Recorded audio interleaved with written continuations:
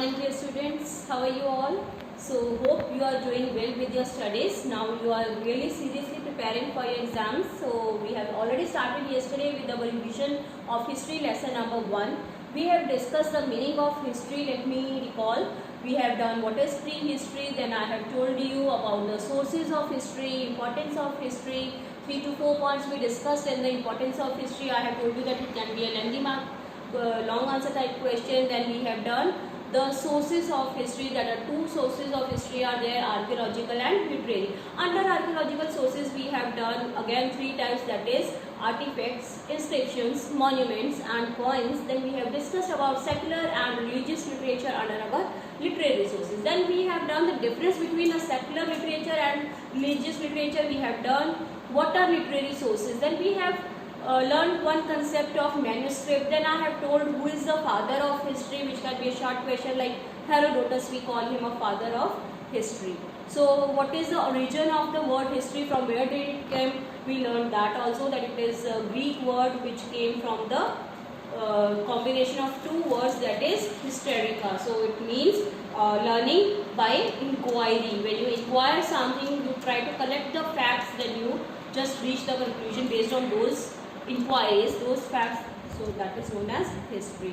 So today let us start the rest of the things that are left out. That is, one is I want to discuss epigraphy. So you can open your books on page number 9. Let's continue from there. We'll start with the last small paragraph that is left. What is epigraphy? So let us discuss today epigraphy. It can be your 1 mark question, it can be your fill in the blank, it can be your multiple choice questions or true and false. So see, epigraphy is the study of inscriptions as writing. So we have already done what are inscriptions. I have told you inscriptions are the writings on the hard surface, like it can be clay tablet, it can be on the walls of the rocks. So these are what inscriptions yesterday we have done, and epigraphy is the study of these inscriptions. So the science of studying the inscriptions, the writing or the inscriptions is known as epigraphy, and the person who does this study is known as epigrapher. So please underline, epigraphy is the study of inscriptions or epigraphs as writing. It is a science of identifying scripts, clarifying their meaning, because inscriptions are there in the form of scripts that we need to understand. It can be in the form of letters, it can be in the form of symbols. For example, I have discussed in my previous videos that for lion they used to write the letter L. So the animal lion was depicted by the letter L in the script. So this way you need to understand. So we can have different symbols for different things, or animals or birds. So you need to just know that. Classifying their uses according to date and cultural context. And a person underlying using the method of epigraphy is known as epigrapher or epigraphist. So this is the 1 mark question that I want you to underline. Then we have multiple choice questions that we have already done. So let's come to now geographical impact. So I have told you in my previous video that history is studied geographically and geography is studied historically. So both are interdependent. How? So let us see the geographical impact on history. The geography of a country plays an important role in history. So how geography plays an important role in history? Again, it can be a long answer type question. Similarly, the geographical features of India have greatly influenced its people and their history. Even the name of the country India has origin its history. So now we will study from where does the name of India comes. So the Iranians and the Greeks called river Indus as Hindus. So the first people, the invaders, that is Iranians and Greeks, they called the river Indus as Hindus. We all know the very first civilization was Indus Valley civilization, since the civilization settled around the river Indus. But then this river also had another name. The river was taken by different names by different civilizations. So when the Iranians and the Greeks came around the river Indus and settled over there, so they called this river as Hindus or Indus, and so the land to the east of the river was known as India. So this is how we have derived the name of India. So the physical features of India that have shaped Indian history are, it is shaped by the great Himalayas, that is the mountains that we have. Then the northern plains, the plain area as we have in Punjab area, you can say Haryana, Rajasthan, this is all what? Plainy area. Himalayas, if we talk of, we have Jammu and Kashmir, then we have Himachal, so all these areas are Great Himalayas. Then you have your Deccan Plateau in the center. So here you can see just little bit below the center, here you have your Deccan Plateaus. So this way these plateaus, these mountains, these plainy areas, they have also influenced the history. How? Now mountains, how they act as a barrier. They protect us from the hot winds and the cold winds that are blowing. They have also protected our country from the attack of the foreign, you can say, attackers or enemies. So how? The Himalayas in the north of India are very high, so they work as natural barrier for invaders from the north. Hence, few invasions have taken place from that side. So since we have very high mountains, so it's not easy to cross that area. So there were very less invaders from that area. So it has affected our population and you can say it had a geographical impact on the history. Low-lying passes such as Khyber, Rishi, the Kunlun, the Gomal, the Bolan in the northwest are comparatively easy passages for the invaders to enter in. So some passes are there which are at the low-lying mountains. So these passes were used by the invaders to enter into India. The northern plains have determined the development of India. The places along the rivers have developed faster than the other parts of the country. Obviously, why the places along the rivers have developed here faster? Because rivers provide you a rich source of water supply continuously that is required for your daily usage in the houses, in the factories, in the business, or even for your daily usages and for obviously growing of crops. They provided the important source of water and made the areas around them highly fertile. Obviously, wherever there will be water, the areas will be more fertile and you will be able to grow very good crops over there. As a result, agriculture became prosperous near the banks of the rivers and even trade could easily flourish near the rivers because we have sea routes through which we just do trade with our foreign countries or the neighboring countries. So it becomes a good trade center also near the rivers. Some important rivers of North India are Byas, Ganga, Yamuna and Indus. That is can be one important question. Which are name some important rivers of North India. So you will write Byas, Ganga, Yamuna and Indus. The Deccan Plateau has always been a very strong and powerful military base. So it was not easy for mighty powers of the north to win and control Deccan for a long time. So Deccan, it serves as a very good military base. So it was not possible for the small countries or you can invaders from north to just control this plateau or the area. Then something about the coastal plains, how they have influenced. The coastal plains of India were isolated by land. So these are the areas around the sea routes. Kerala we can talk of. They were open to the sea to establish commercial relations with the European, the Southeast Asian and African countries. Industrially, the first Muslim and Christian traders reached Kerala by sea. So I have already told you, near the Eastern Ghats and Western Ghats on the sides, the coastal areas, they also serve as a very good trade relations with our foreign countries. So this was some of the impacts of the different landforms that we have in India on history. Then the concept of dates I have discussed you, what is AD and what is BC. AD is before Christ, that is the years that are taken before the birth of the Jesus Christ, and AD after the birth of Jesus Christ. We call these years as AD. And the full form of AD, that can be another one important mark question, we call it as Anno Domini. So what is the full form of AD? It can be asked for 1 mark question. Let us see how many questions can be there. We call the year of birth Jesus Christ as 0. So we will say which year is called as year of 0. So it will say the year of the birth of Jesus Christ. The left side of the given timeline, one timeline is there. So the left side of the timeline you can see into your books represents the years before the Christ was born, and that is why it is called BCE. Whereas on the right hand side it is called AD, or after the years after the birth of Jesus Christ. So this timeline is there. The years towards this left hand side are known as years before the birth of Christ, and this center point is taken as the birth of Jesus Christ, in which the Christ was born, and these years towards the right hand side, they are taken as years after the birth of Christ and also called AD. So this is one important question. Then you can say what is the full form of AD. I have already told you.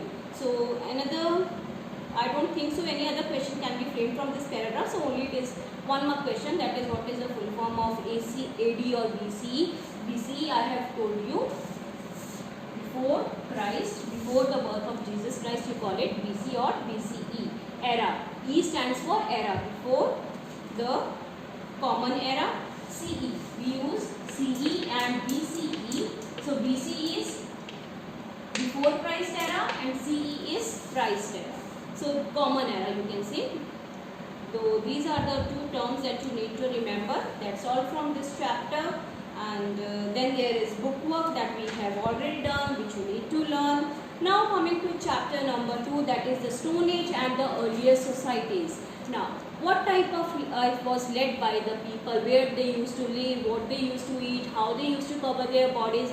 So what was the major inventions during this age, when this age started. So all these things we will be discussing in these two chapters. So let us see chapter number 2 now. So since our both the chapters are interrelated, so let us study about lesson number 2. So it is given in the first paragraph, a very one important one mark question.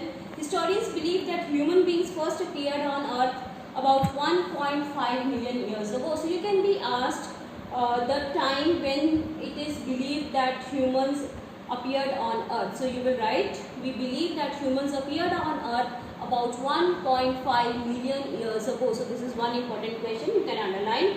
Then another question can be, earliest humans were food gatherers, hunters and dash. So we have already done, they were known as food gatherers, hunters and nomads. So this way you will just learn the things that I have asked you to underline before also.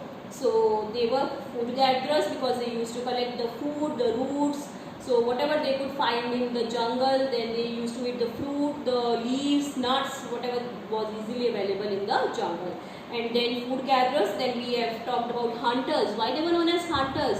Because they used to hunt the animals, and after hunting the animals, they used to cover their bodies with the skin of the animals, and they used to eat the flesh of the animals. So hunting of animals was also important. They were known as hunters. Then nomads. They moved from one place to another. They never settled down at one place like us in houses. So they kept on moving in search of water, maybe because the resources are limited.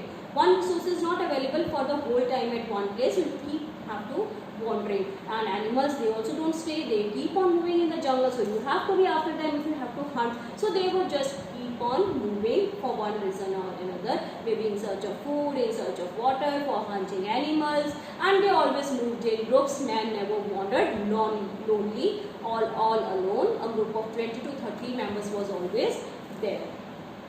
So this was there in first paragraph. A group, then in the next paragraph, what is there?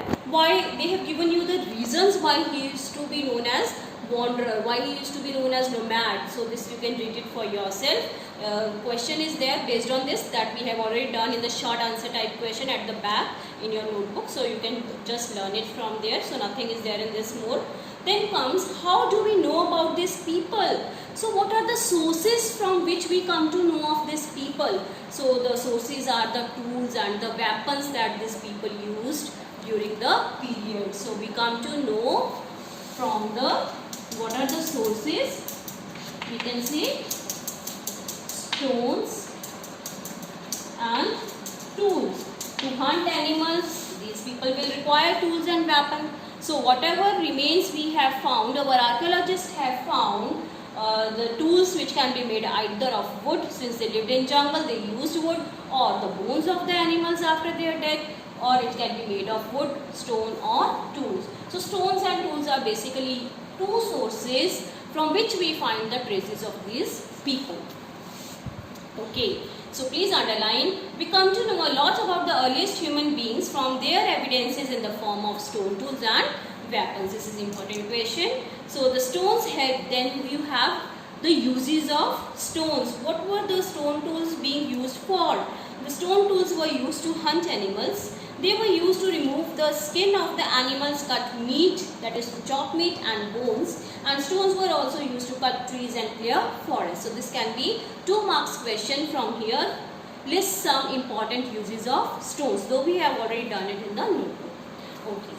Then there is another, that is the Stone Age. So now you will know what is Stone Age. We have already discussed the Stone Age in detail, which is further divided into 3 periods, or you can say 3 stages. That is, we have done Paleolithic Age, Mesolithic Age and Neolithic Age. Paleolithic, again we have done, it is divided into, subdivided into 3 parts, that is Lower Paleolithic, Middle Paleolithic and Upper Paleolithic, which is also the end of the Ice Age. Lower Paleolithic, beginning of Ice Age, it is also known as Ice Age. So all these things we will discuss. Let us see. The main object used by the early humans was stone. Please underline which was the main object used by the early human beings. So it is none other than stone. They depended on stones for their survival. So since they depended solely on stone for their survival, so that is why this age is known as Stone Age. Another question coming up your way, why the Stone Age is known as Stone Age? So you will answer in one line. Stone Age is known as Stone Age because stone was the only thing that was used by the early men for their survival. So this is one line, or you can say very short answer. Underline and mark it. Next is subdivision of the Stone Age, that is Paleolithic Age. What do you mean by Paleolithic? The word Paleolithic we have already done. Then meaning of the word Mesolithic we have already done. When does this age starts? And Neolithic we have already done. What does the word Neo mean? So Paleo we have done means old, Meso means middle, Neo means new, and Lithic means stone.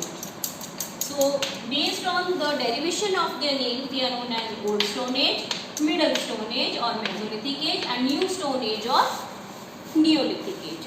So let us see Paleolithic Age. It began roughly around. So you can have one important question here. When is the Paleolithic Age origin? What is the origin of Paleolithic Age? When does it start? So you will write it started around 500,000 years BCE and it continued till 10,000 years BCE. Please underline in your books 500,000 years BCE and continued till 10,000 BC years, and this is the longest period that the Paleolithic Age was there. After it we have Mesolithic Age for very few years, for maybe we will discuss the age. Let us first finish this only. So it is again divided into Lower Paleolithic, I have already told, Middle Paleolithic, and it is also Upper Paleolithic. This is also known as Ice Age. Since the climate was very cold and the trees, the roads was covered with ice and there was scarcity of water and people waited for the melting of ice for the summer season to come so that they can get some drinking water even. So this was the Ice Age or the Lower Paleolithic Age. So now let us see Lower Paleolithic Age. Many parts of the earth were covered heavily with ice. So what is Lower Paleolithic Age? 2 marks question can be there or even 1 mark. When the earth was covered with ice and the climate was extremely cold. So geologists define this cold period as the Ice Age, and another name of Ice Age can be asked, it is Pleistocene period. Then the common tools of this age, obviously they can be asked. It is hand axe, which was mainly used, and then what was the uses of those? Used for chopping trees and hunting animals. So these tools are also called choppers since it is used for chopping or chopping trees and hunting the animals. So these were known as choppers. And then where these Paleolithic tools are found, where you can find them. So there is one important question coming your way. So it is found in Punjab and on the banks of the river Narmada in Madhya Pradesh. So you will mention these 2 places, the states where we find the Paleolithic stone tools. Next you have Middle Paleolithic Age. The main tools of this period, what were the main tools of of this period, what was the meaning of Middle Paleolithic age.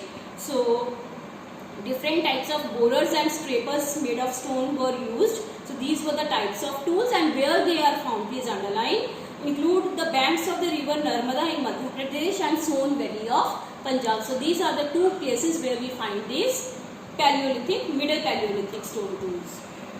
Upper Paleolithic age is the final phase of the Ice Age, and this age ends with the onset of agriculture. So this is the period when the Ice Age comes to an end, ice starts melting due to change in the climate, and that is we call it as the onset of agriculture. So see, in the yellow paragraph they have given you the meaning of Paleo, old, Meso, middle, Neo means new, and Lithic comes from the Greek word lithos means stones. This age the climate changed dramatically, and what were the tools in this age? The Upper Paleolithic age, it is blades and burills. So the more sharp, more refined tools were made, and they were more shiny than the before. Next important development that took place in this age is discovery of fire. How they discovered fire, how people started using fire. This is important discovery of this age. We have discussed that men accidentally rubbed two stones and the flashlight came and it fell on the dry leaves, and then they just discovered the fire. Then you can have important question, what are the uses of fire? This also we have done in the notebook.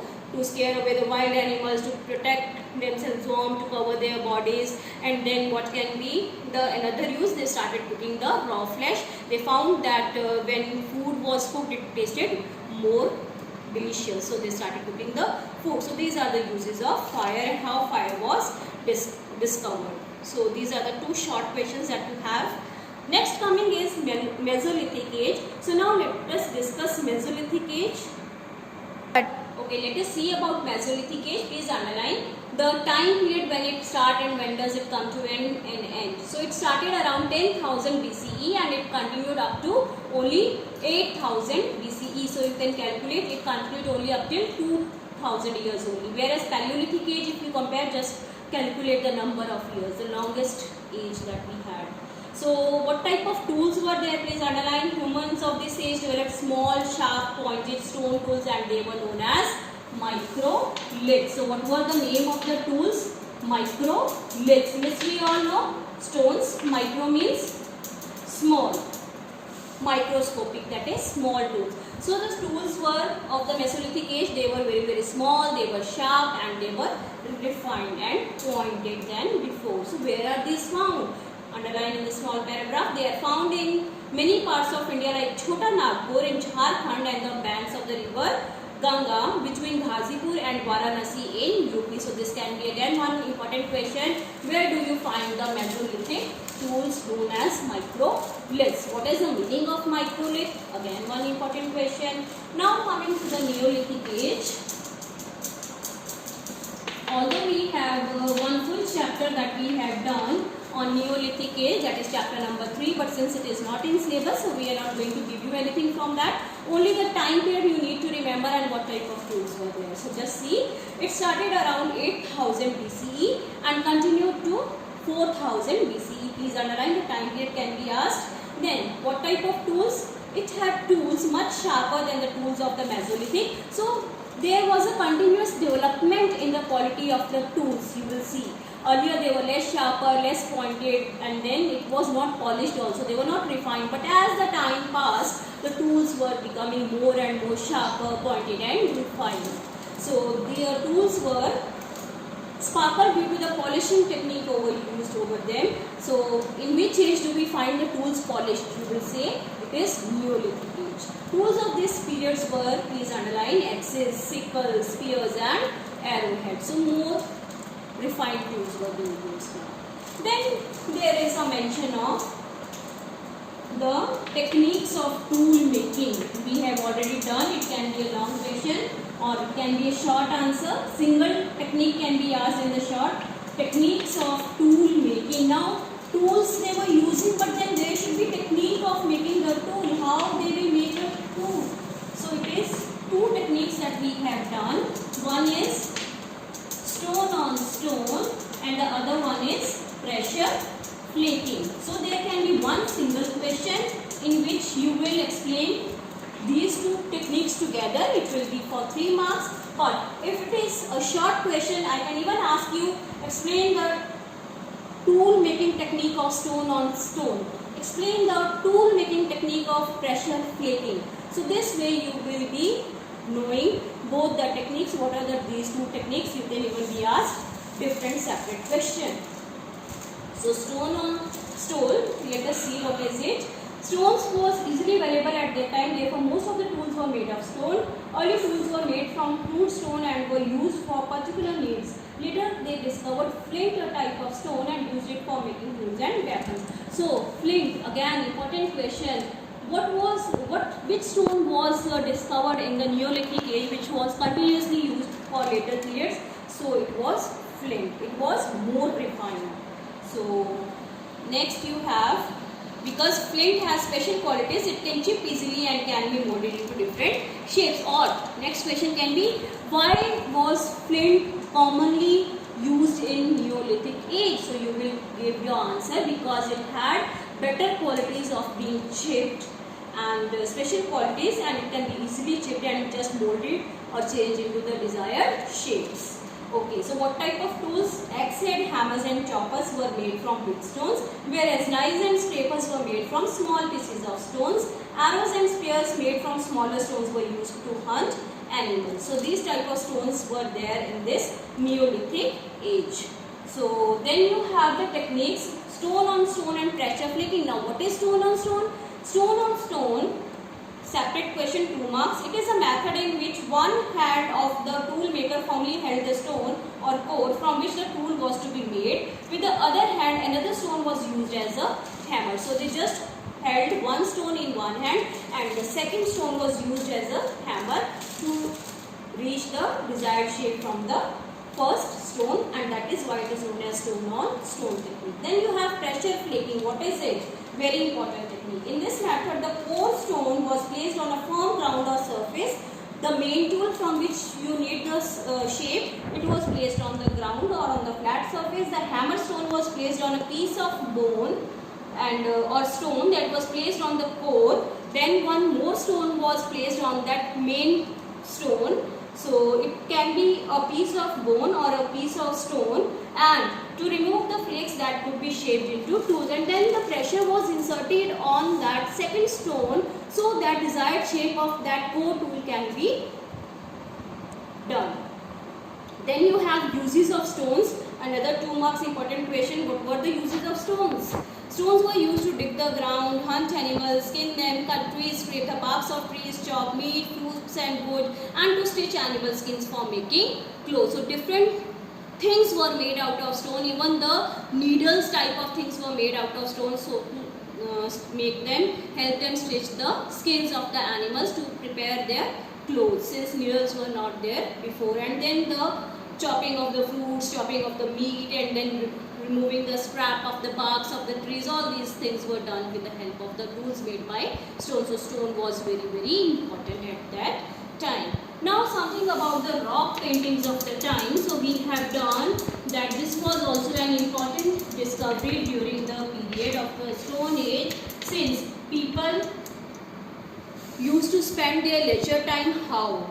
So they just used to draw the paintings on the walls of the rocks or caves where they used to live, and what type of colors were used by them, which were the main colors that were used, and what the paintings depicted. So it can be a 3 marks question also and 2 marks question. So a separate question on rock painting we have already done in your questions from the back, so just go through it. So decorated them with paintings on the walls. These drawings they depicted the animals that they used to hunt, or the activities that the common men and women used to do in their daily routine. So they just depicted running wild horses, bisons, stags, herds of other animals. And then some of these, where are they found? In the Madhya Pradesh, state of Madhya Pradesh and south of UP. Then green, red, white and ash, that is natural colors, were used in the paintings. So then what were the activities that were being shown? Men were shown hunting, since it was his main job. Then riding on the horse, whereas women were shown for grinding the grains and preparing food. And then she also had a hobby of dancing. So all these activities were depicted on the walls of rocks or caves. Then environmental changes, we all know that with the development of agriculture, there was a development of agriculture due to change in the climate. It became warm, and then people started domesticating or rearing animals. They started keeping animals in their homes, like sheep, like dogs, cattle, goat. So these were the basic animals. You will be asked which type of animals were reared first. So you will answer. People started developing agriculture slowly, and and what was the result? It was due to the result change in the climate. And then what type of wheat crops were basically grown in this period? That is wheat and barley. The grains bearing grasses including rice, barley, wheat grew naturally in different parts of the subcontinent. So it is accidentally that the crops grew, and they found that these crops are very good to be eaten and they can be grown again. So they started learning the agriculture. So 3 crops that they started growing first is the important question, that is wheat, rice and barley.